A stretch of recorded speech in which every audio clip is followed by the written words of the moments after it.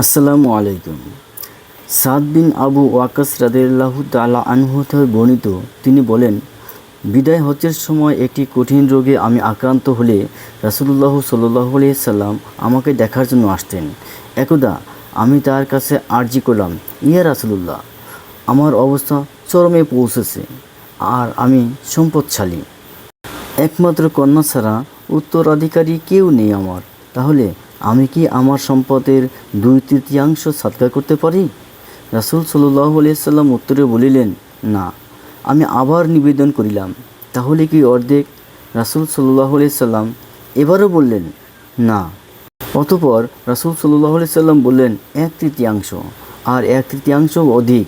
তোমার ওয়ারিসদের অভাবমুক্ত রেখে যাওয়া, তাদেরকে খালি হাতে পরমুখাপেক্ষী অবস্থায় রেখে যাওয়ার চেয়ে উত্তম। আর আল্লাহর সন্তুষ্টি লাভের জন্য তুমি যে কোনো ব্যয় করো না কেন, তোমাকে তার বিনিময়ে প্রদান করা হবে। এমনকি তুমি তোমার স্ত্রীর মুখে যা তুলে দিবে তারও প্রতিদান পাবে। সাদ বিন আবু ওয়াক্কাস রাদিয়াল্লাহু তাআলা আনহু বললেন, ইয়া রাসূলুল্লাহ, আমি আমার সাথীদের পেছনে থেকে যাব? রাসূলুল্লাহ সাল্লাল্লাহু আলাইহি সাল্লাম বলিলেন, তুমি যদি পেছন থেকে নেক আমল করিতে থাকো তাহলে তাতে তোমার মর্যাদা বৃদ্ধি পেতে থাকবে।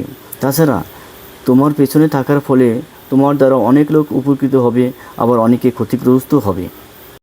অতঃপর আবার বললেন, হে আল্লাহ, আমার সাহাবীগণের হিজরত বলবৎ রাখুন, পশ্চাতে ফিরিয়ে দিবেন না।